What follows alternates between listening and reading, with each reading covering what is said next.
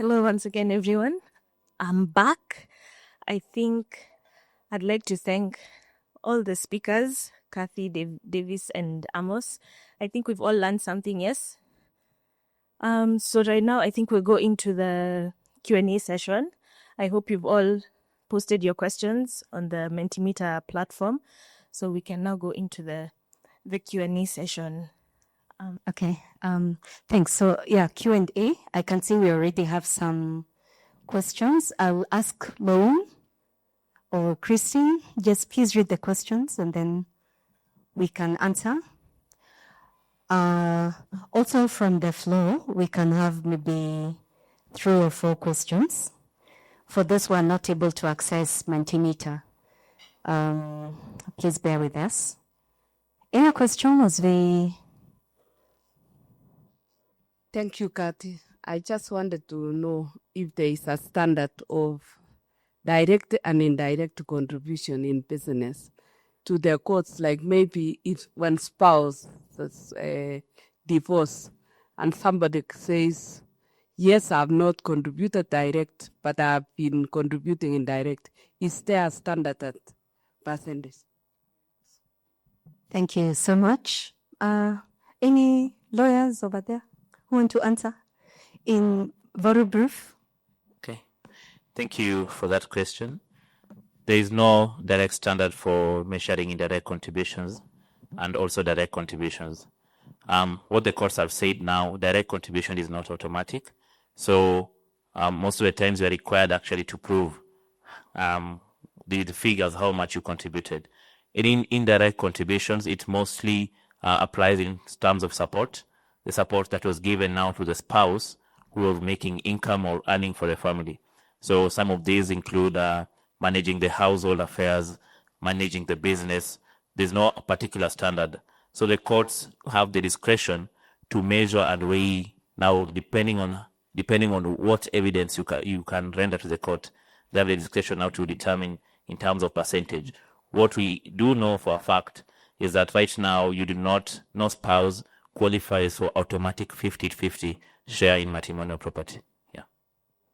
Okay, still from the floor, please, Madam. There's something in addition to that question, which was addressed. You see, there's no formula to calculate indirect and direct contributions because there's no evidence. You could find somebody who was a housewife. Perhaps you went to work outside the country and you quit your job so that you take care of the children. Now, are the children the evidence? Because they have grown, they have gone to school, the husband perhaps has retired, and perhaps he has even divorced and perhaps gotten another woman where you have gone to work if it's a foreign country. So these cases, when you say there's no direct way of handling it, it still becomes a disadvantage to the one who is trying to contest for the indirect benefits. I was asking about this question of succession, where you'll find that one family member or children, they say, I don't want, as I mean, you mentioned it. But then sometimes they don't see the reality at the moment. I don't understand the reason. But then in the end, you'll find that those who made that decision, they are regretting at some stage. Perhaps the parent has died. They're saying, oh, I wish we could have taken that house because now somebody bought that house, which was our matrimonial home. They come to regret later.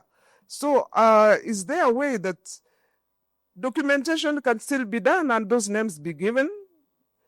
Because they said the traditional element, part of it as well, customary, that this is the family thing. These are the people we know.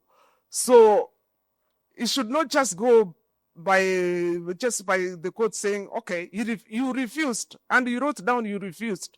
But sometimes they don't see. So how does this happen? Because these are adults. But when you are an adult at a certain generation and another generation, they are adults, they don't see things the way it was seen.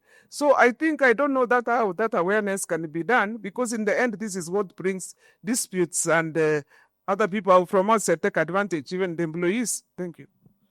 Okay, thank you for that question, Madam, and I think I'll answer. So, in what we normally advise our family businesses, because this is a common thing that maybe it is in the first generation, the second generation are saying we don't want, we're not interested or whatever, and maybe they are already in the business, right? So there's that one side that somebody wants to exit the business or somebody wants to forfeit the right to the business. So we use governance documents and we use some clauses in the articles of association, some clauses in the shareholders agreement, such that before you sell out your share to outsiders, you first offer it within the family. And even before going within the family, because a lot of second geners are now also married and they also have their own families. So what you advise family businesses is before you know the child, you exit, why don't you nominate somebody within your own setup to come in?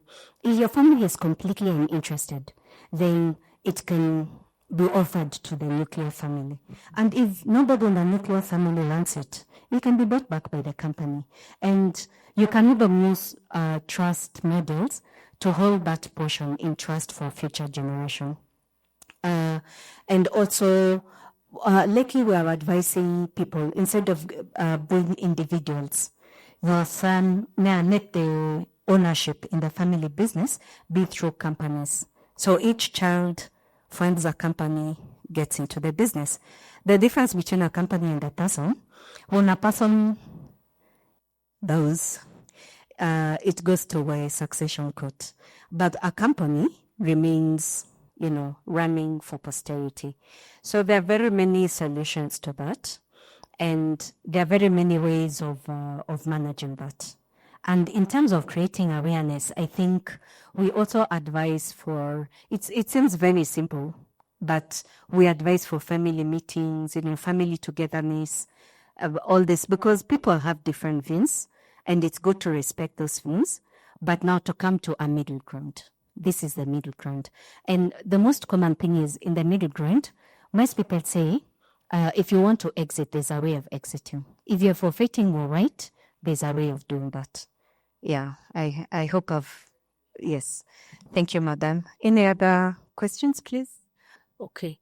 I was still deciding whether to ask, whether it's a question, whether it's a clarification. But I want to give some scenario so that probably you can help me sort out what it is. This is a company which was started sometimes back.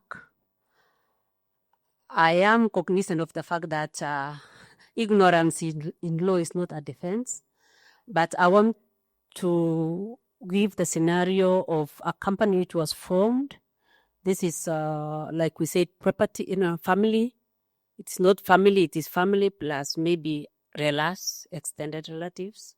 And during the formation of this company, the shareholding was not quite clear, in that maybe somebody wanted to come up with a company, a founder member. The cousin said, I'll give you a guarantee, maybe a bank guarantee of so much.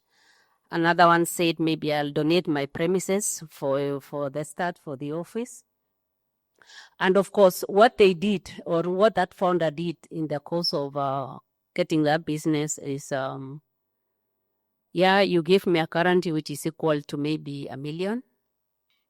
In their own way, maybe they decided to say, I give you as a guarantee on my part that I will pay back your guarantee of the 10 million. I give you 1%. Then down the line, I think somewhere along the line, the 10%, the guarantee was paid back, but the guaranteeship was not restored.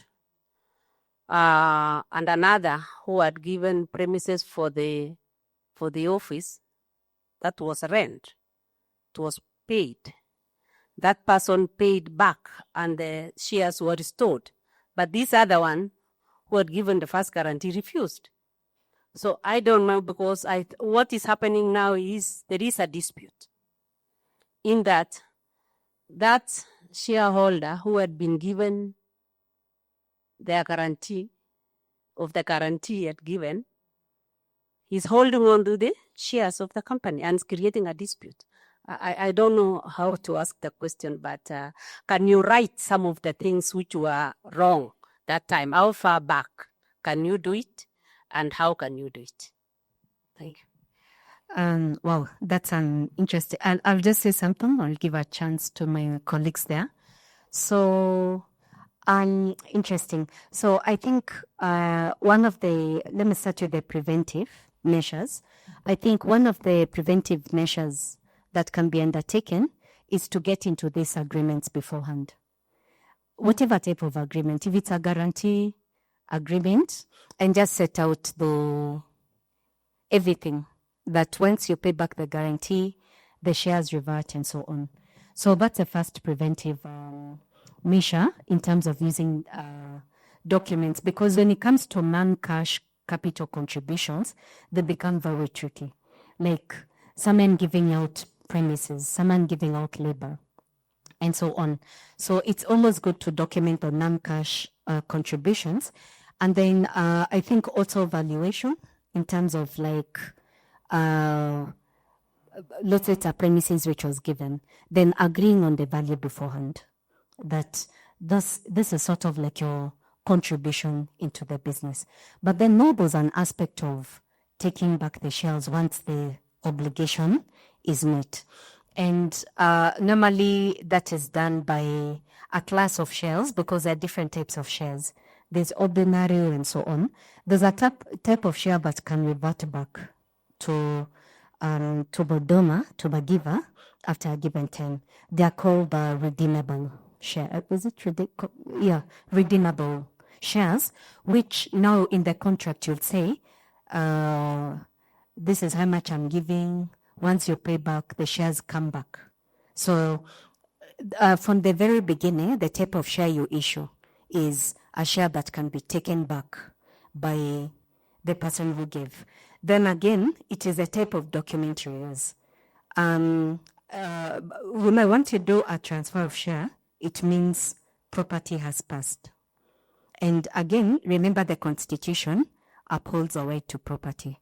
So once we have transferred a share, and it's an ordinary share, all the rights that pertain to that share will be upheld by the court. So it is in the governance document, it's about the right documents, issuing the right type of shares, because sometimes you can even give your employees shares, but you don't maybe want them to have equal rights with you, like equal rights to wind up and so on. So you can give different classes of shares. Now, the interesting question we've asked is, how do you really do? Well, this has already happened. How do you win it? And I think that's a very interesting case, because the facts and the discussions and whatever that are special to this case will play a role. But one way to remedy is to amend the Articles of Association, if there's a governance document, if we agree, to amend that governance document and to issue these people with a different right, and to put a clause called a forfeiture clause, a forfeiture of shares or something. But for that, you have to get their consent. So maybe it's maybe it's a fact we can talk after. We can try and understand the history and a lot of other details. But in general, it's more of a preventive measure. Yeah. So, but we can talk. We can have that discussion. Thank you. Hi, morning everyone. My name is Linda Makatiani. I'm the founder of Finance for Families, and what we do is promoting financial literacy for all family members. And I think I shared my sentiment on Mentimeter on the role that financial literacy can play when it comes to just promoting the sustainability of family businesses. Thank you, Linda. We have a lady from Kenya Retail Association. Good morning. Good morning. My name is Rose Ete from CEO Kenya Private Schools Association. Apologies, I came in late, so I've been trying to catch up. Glad to be here. As an association, we do have so many that, of course, all private institutions, or if not 95 to 98%, are private owned. So I'm glad to be here to get more knowledge, and we are sure you're going to engage more on how we can have this information transferred to the school owners. Thank you. Thank you so much. Anyone who didn't get a chance to introduce and would love to? Sorry, good morning, everyone. Juliet Gikonyanyaga, CEO, Karen Hospital. Thank you. Thanks for coming. Anthony? Good morning, everyone. Again, my apologies for coming late. My name is Anthony Kongo. Kavi was my classmate. I'm the head of legal at Mabati Rolling Mills. Thank you. Thanks, Anthony. Anyone else who... My name is Steve Aomo, the programs manager at the Kenya Christian Professionals Forum. One of our key pillars is family. So I'm here representing the Senior Counsel, Charles Kanjama. And I'll give feedback. He asked me to come so that we see ways we can partner to ensure that we take this message to the families that we work with. Thank you. All right. Thank you. Anyone else? Okay. Thanks. Please feel free if you still have questions. You can ask, or you can go to the code. Maybe my team can help me to read out some of the questions. And as they do that, I also want to mention that next year, February 5th to 7th, we're going to have a family business conference. Our partner is Windsor Golf, and we're going to have interesting speakers. The name, as you have seen, is Legacy 360. So the 360 represents that it's not only lawyers who are going to be speaking to us. We'll have different experts from frontline and from all diverse sectors. We're going to have some of our partners from UAE will be joining us. Our partners who do offshore registrations from Switzerland, and we hope and pray that we'll be able to give you a 360 submission for your family business. It's also a networking event, and to crown it all, there's going to be golf on the last day for the golfers like engineer, and for those who are learning like me, we'll be allowed to go on the range where we'll have the pro teaching us how to golf. For the expert golfers, they can go for their session. And if golf is not your thing, you can do tennis and all those other things. But let's go to the questions. Thank you, everyone, for your questions. We can start with the first one that is asking, discussing succession is so sensitive. How can this topic be raised without invoking mistrust within the family? Thank you. Mistrust in the family arises because of one major thing: lack of communication. See, the reason why succession disputes escalate post the exit of the founder is because somebody will say, he did not say that, she could not have possibly said that, because people are not aware of what the founder would have wished to be done. So even us, when we are handling some of these family business issues, we encourage families to sit and to speak. That key aspect of communication is what can build the trust. The mistrust now comes because the person who the communication is alleged to be coming from is no longer there to clarify. If they can clarify these things at the time of life when they're still alive, then that mistrust won't be there. Families need to sit, discuss these things, because sadly some of them are a reality of life. So that mistrust is only cured by communication within the family. Susan is also a lawyer, and I think she wants to add. We have another advocate in the house. So, Susan?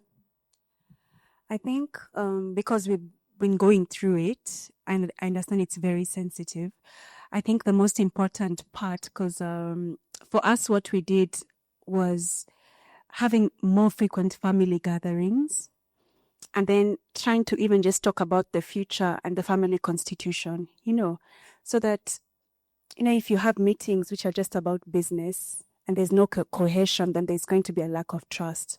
But if we start having meetings that are geared towards forming a family constitution and just creating a relationship between members of the family, then it's very easy to, you don't have to bring up the topic of succession in the beginning.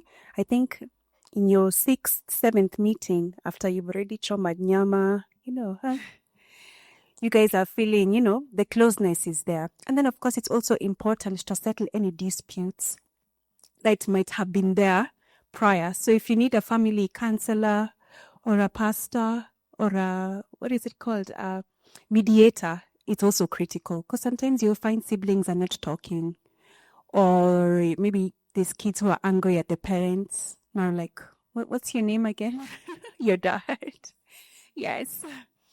Yeah, so I think a mediator is very critical. And I think, Kathy, we did have a mediator ourselves. Kathy can talk about that. And it was very helpful to just get us started. Yeah.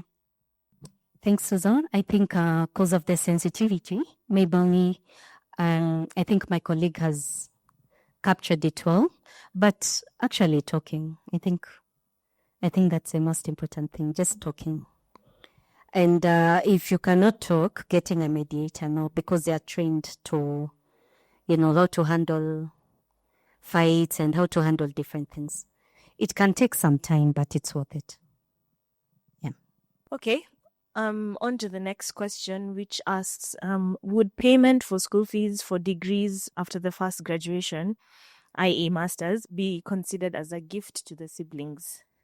I don't think it will amount to a gift, because how it may be perceived, it's just like any other role a parent will be playing to satisfy the needs of the child academically. But it also, there is a catch where it is if it's stipulated that, if it's put straight that maybe this is a gift, yes, then it might. But I highly don't see it as being a gift.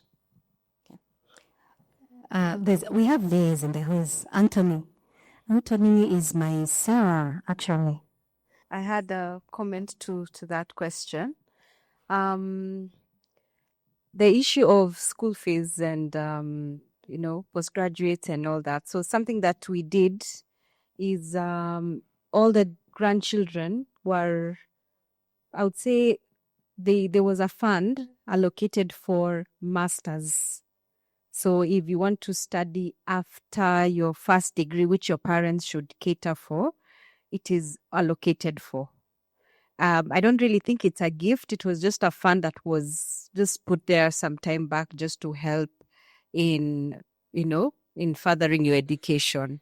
Yes. So, but I don't think it was put specifically as a gift, or it's just there. Yeah. And maybe if I could just ask, so the second generation are contributing to this fund? Yes. So this was for cousins? Now it's for, cousins. Yes, exactly. Who want to do further studies. And were there issues in terms of how much someone contributed? No, not really. Not really. It wasn't like this is what exactly we're contributing. It was just a fund that was just set aside. And the thing about it is it was voluntary. So I think only maybe 2 people have used that fund. Other people don't want to pursue. So, it was left open. Don't know if that helps. I find that very interesting. In terms of allocation, if only 2 people have used, but then, not all universities are priced the same, Harvard versus Nairobi University so did you guys agree on which university? Was it specified, or whichever country, whatever, that the fund takes care of that? So it wasn't specified. So it just depends on what someone would like to have. So it was just a way to, I would say, facilitate and cushion the parents so that you don't have the burden of dealing with furthering education. So no, it was just left open. Yeah. Okay, thanks. Senior had a question. Just wanted to make my contribution towards that question, hoping that I understand it.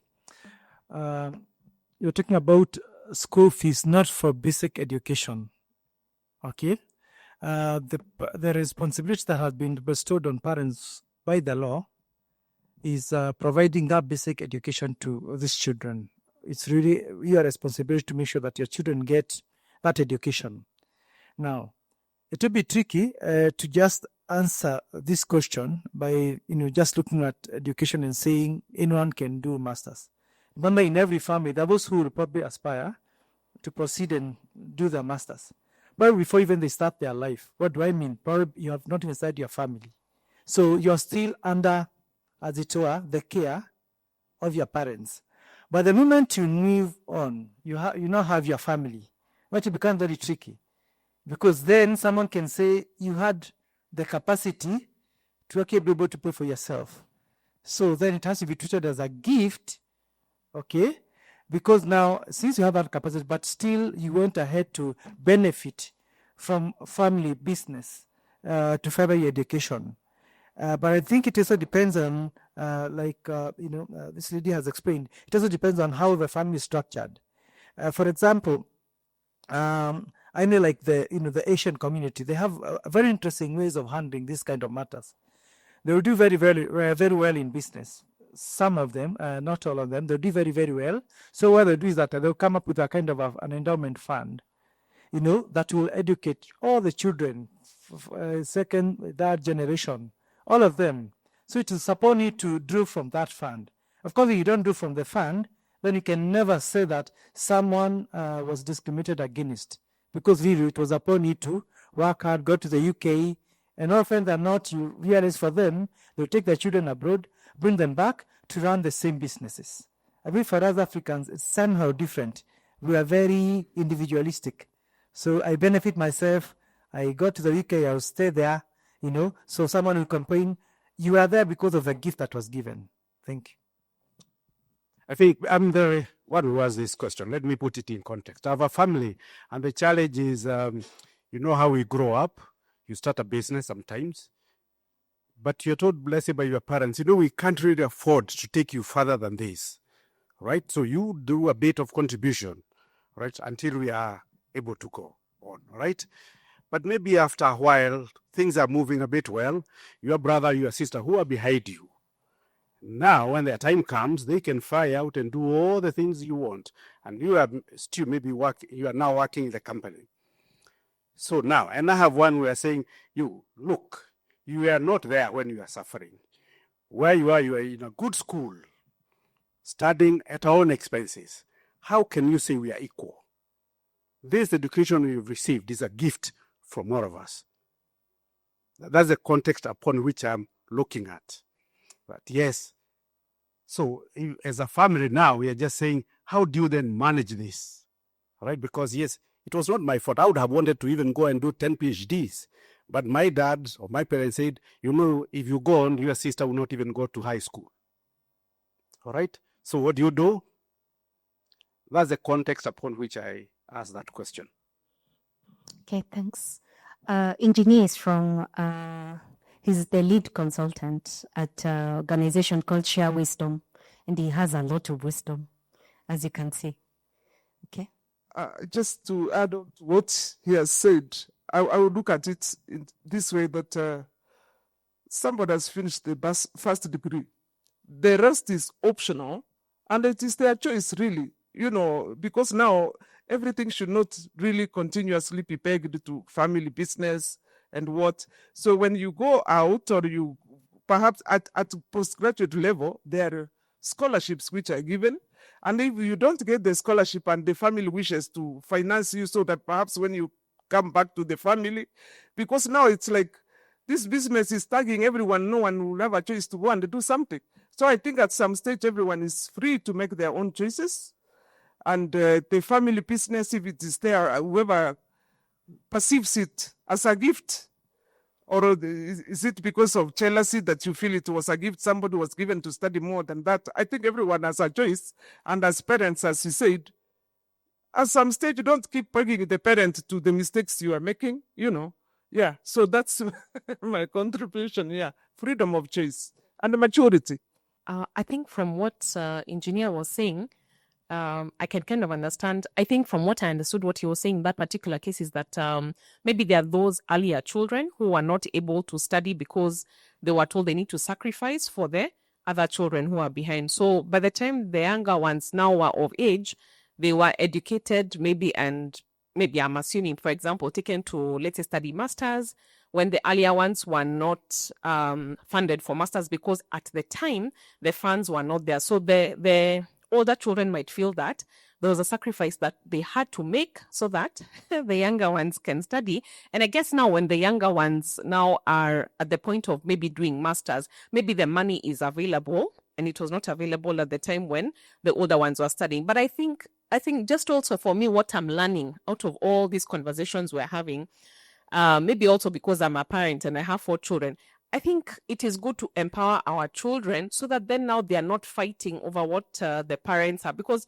at the end of the day, I think just listening to all the many cases, I've attended many of such forums, and what I've come to conclude is that it's very difficult to have what, I don't know what it would call, equal or fair distribution of this wealth from the parents. So I think maybe even for me speaking as a child, but also what I would like to teach my children, just empower your children. I found it very funny when Chris Kirubi passed on. I didn't know he had a son who was in the UK. I had never really heard of him. So as I did my research, I found out that, he had a good job. I don't know much about him. But I don't think from what I've heard, I don't think he came fighting the sister for the wealth. And for me, that was such a profound lesson because Chris Kirubi, didn't have 2 shillings to his name, but yet they never fought. And so for me, I kept asking myself, what was it about Chris Kirubi's son? Because that, in fact, when he passed on, for me, I was just waiting to have a Kerema situation, but there was no Kerema situation. So for me, I think what I learned is that the mindset of Chris Kirubi, and actually I'd really like to meet him personally, like how he is not so greedy to say that, okay, my father has died, what can I get from this situation? I think that really taught me a lot. And maybe that's something that also, for me, my challenge also is to the parents. I'm sorry, I'm back there. Because you have to set the foundation. Otherwise, if you have a child who is coming to say, okay, Rasa, am I getting 2 goats? This one will take the pig, the other one will take the cow. Then somebody says, no, the cow is more beneficial than the pig. I mean, but if you help your children have that mindset of knowing that, you can make your own wealth. And, from what I hear, again, I say I'm not so sure, but I hear that Chris Kirubi's son has a good job. It means he's not thinking that, oh my God, now with the little that I have, let me scrounge for what is there. For him, I don't know whether even he got anything from the father or he didn't, but the fact that there was no fight to somebody who was known by the whole of Kenya. Actually, I was just waiting to see it in the news, but there was no fight.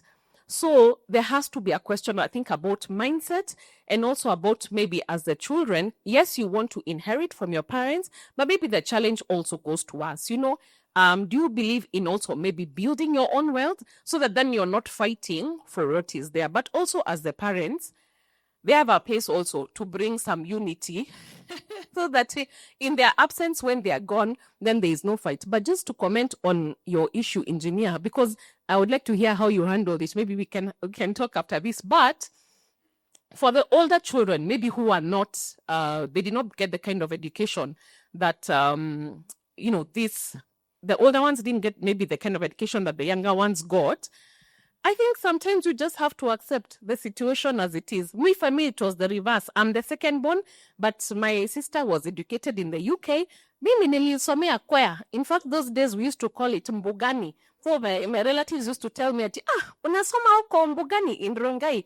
But now, if I was to start now saying that, you were ulisomea London, na mimi nilienda Rongai, we are going to have such a horrible situation. So I'm really learning a lot from this forum. Maybe I think also sometimes just attitude, and somebody said maturity will just help to resolve everything. And then also to remember that, it doesn't mean that you're crippled without this inheritance. Perhaps, you can also just build your own. And sometimes I think for me, one time our pastor said something. Why don't you ask yourself that if your parent had that the wisdom and the grace to build that empire that they built, it means you also have that ability. So maybe also for us, it's the challenge as the children. You can even just build your own and just have the faith that you'll also be able to build your own, because by the time we are fighting for the inheritance that is there, like the Kerema situation, I find it so sad, because that is a lot of wealth, but is that, the children and grandchildren could have been enjoying, but now it is in the courts.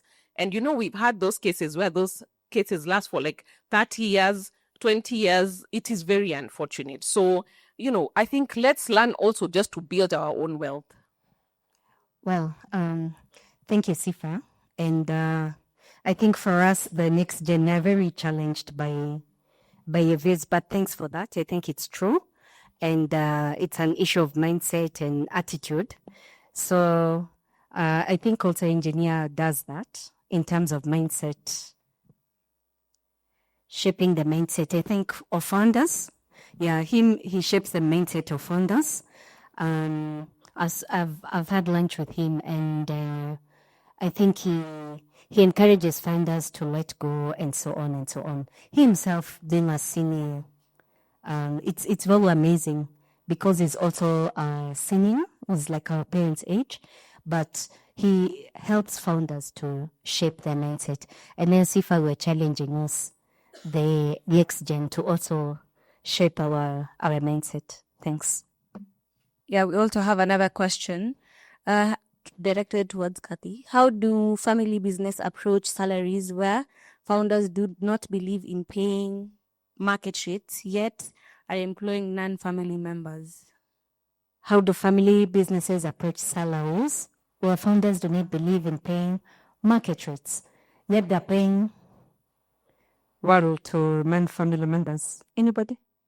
When we talk about salaries, each company has its own policy, especially private companies. It's not like the government sector, whereby we have a standard wage remuneration. So, first of all, I'll approach it from two perspectives.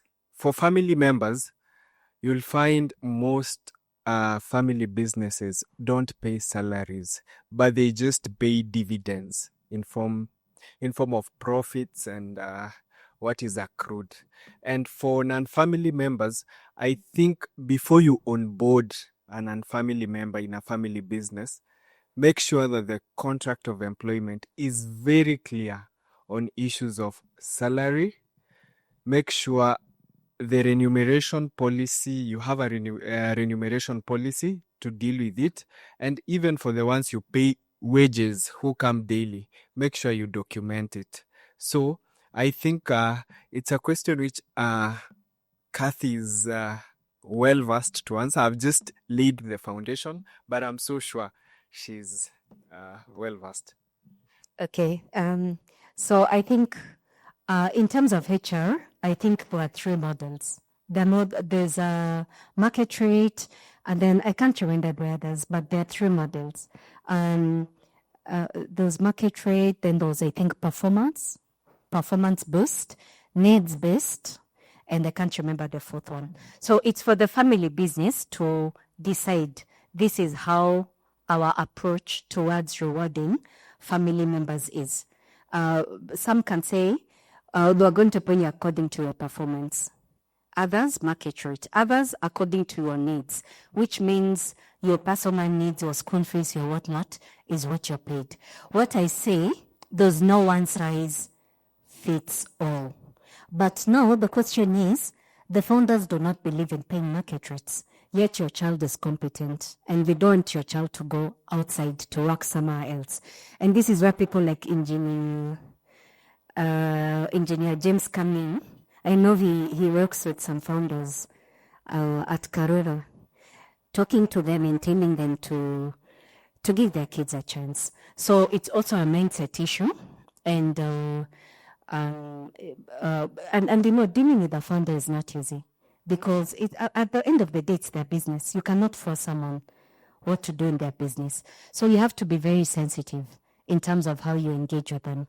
And we have many experts for that, on that. There's another expert I know who also talks to a founder. Founders are also not monsters. Our parents are not monsters. They mean the best for us. Yes, you can hear. We'll love it too. Yeah, so founders are not monsters, and founders, I think most founders are more interested in the family well-being than the family business. If they're to prioritize, the well-being of the family is more crucial to them than the business. So it's just learning the dynamics. And there's also the cross-generational aspects of a family business, because we're not in the same generation. So there's a way parents like to be handled, maybe with respect, with whatever. Then there's a way us guys the next gen. But there's this new ones called Gen Z who we are also learning them. And just knowing how to, there's different dynamics.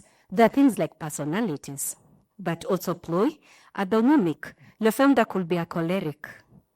Your founder is like Trump, middle of the highway.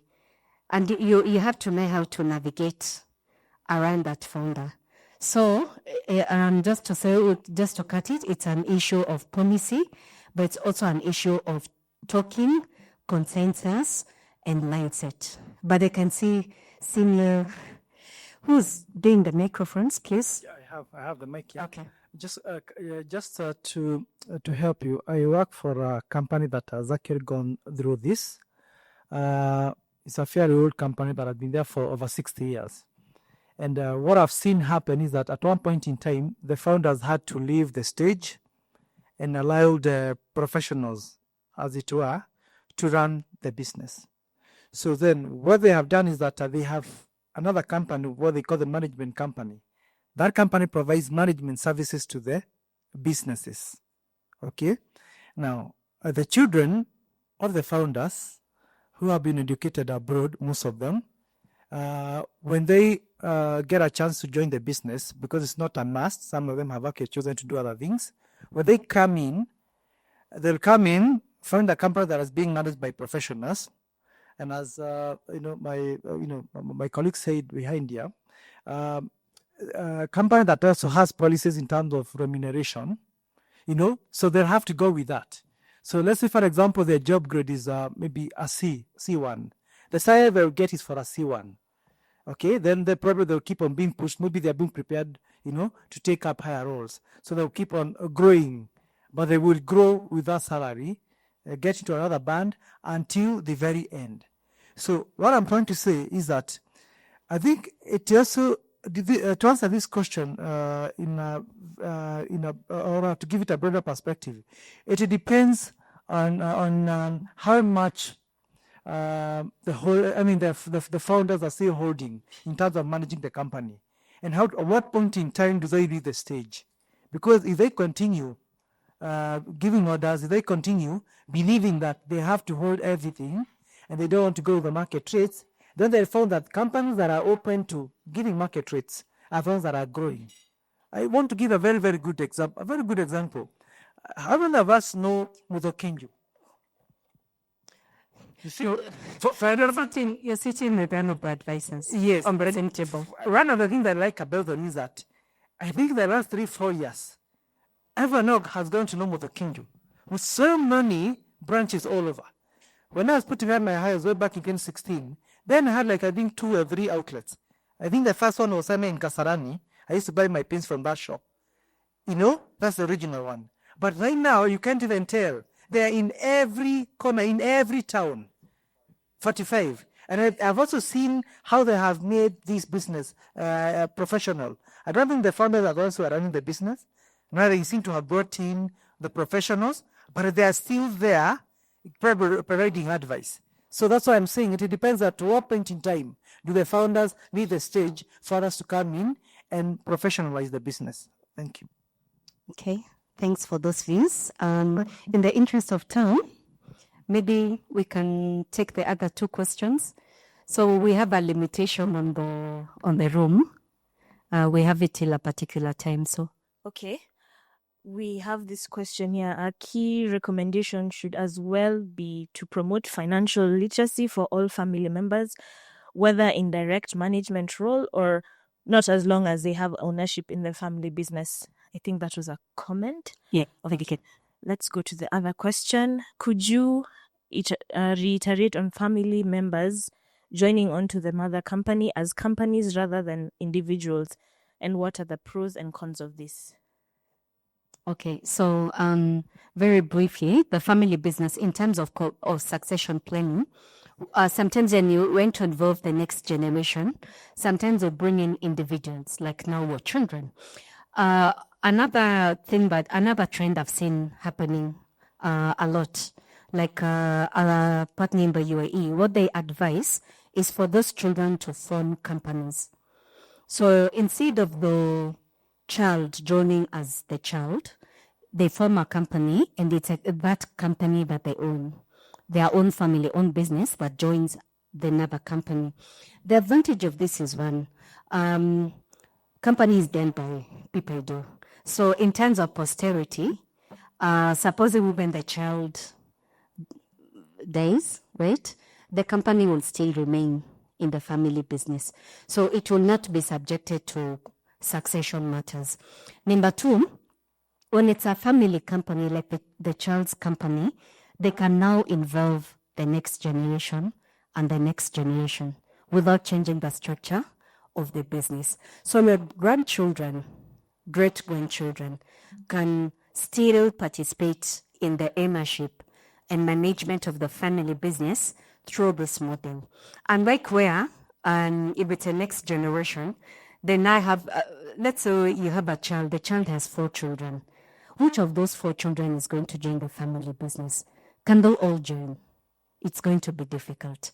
Because if you have 4 children, each of them have 4 children, it means you're looking at 16 people getting into the family business. Becomes very messy and complicated. So when you're transiting from first gen to next gen, something that I've seen happening, but it's not a must. But the transition can be handled through companies. And it makes it easier to pay dividends because you pay the dividends to the 4 companies. How they go and squabble over the dividends as a Napier family will be that problem. Rather than you have 64 people, I think that's what I can say in brief on that question. What can you do with a beneficiary who mismanaged their part of the business? Do you fire them, replace them? How do you go about that? It's a family. So I think the first thing was grace, so that you don't lose that member.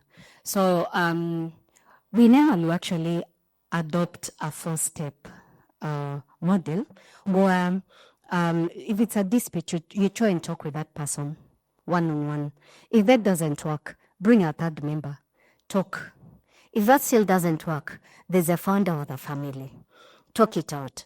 And if that still doesn't work, then go to external mediation. Get a professional to come into the business, talk to this person.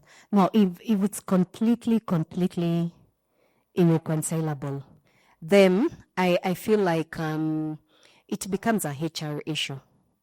And when it goes to HR, then your HR policy as a family will determine what happens.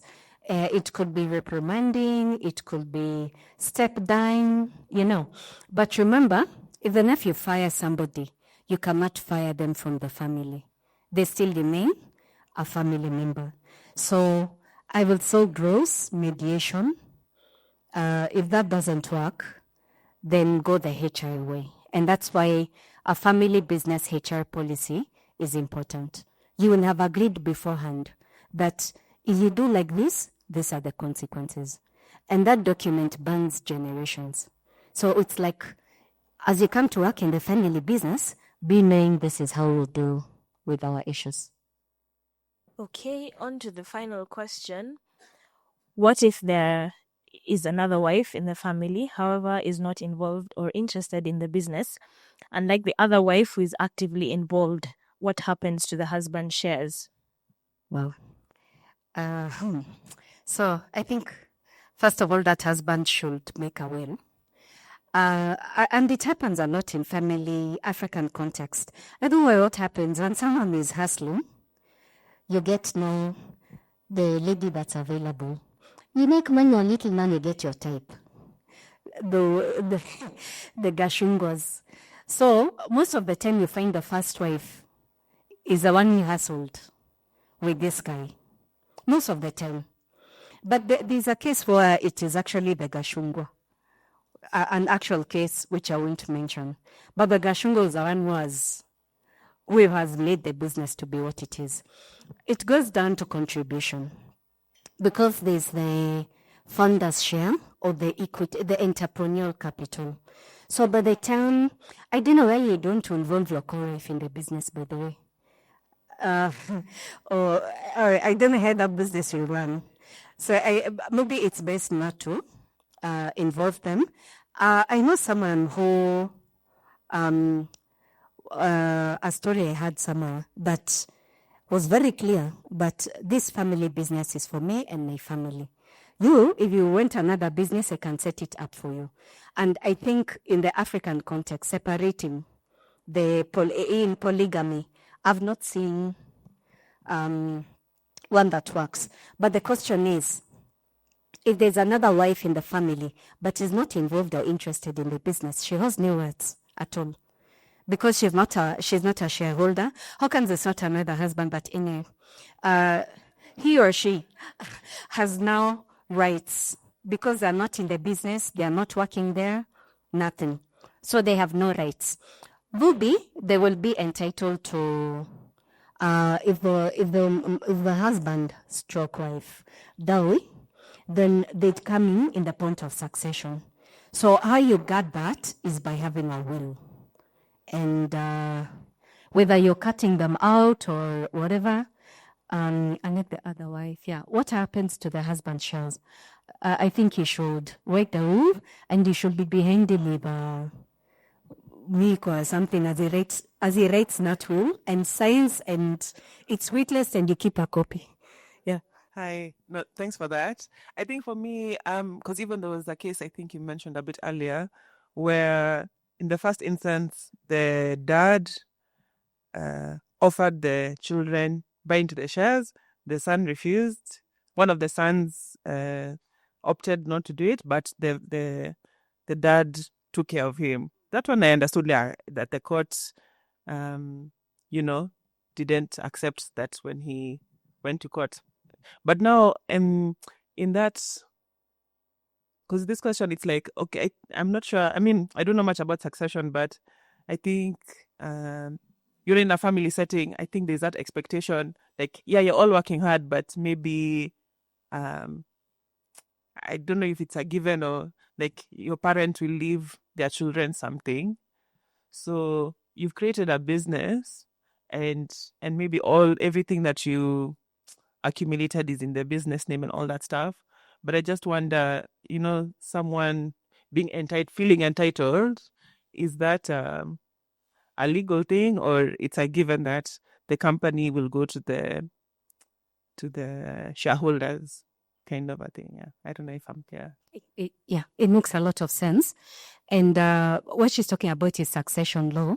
And in Kenya, succession is according to what they call the degree of sanguinity, I think. It goes according to blood. That is when you don't have a will. So when you don't have a will, your first in line is a spouse, then the kids. And kids can include, kids, whether in marriage or outside marriage. Third in line is like this, and so on and so on. So that is why it's important to write a will. Because in the will, you're going to designate a successor who you will assure that they can run the business, right? When you don't have a will, that share will be contested in court. And you have people you have never seen in your life coming into the family business. That is why when you have a will, you say, this is the person who will take up my share. And it doesn't have to be a person, by the way. It can be a company. Because companies can own shares. You can say, my share will go to this management company. My share will go to these advisors to holding trust for my family and whatever.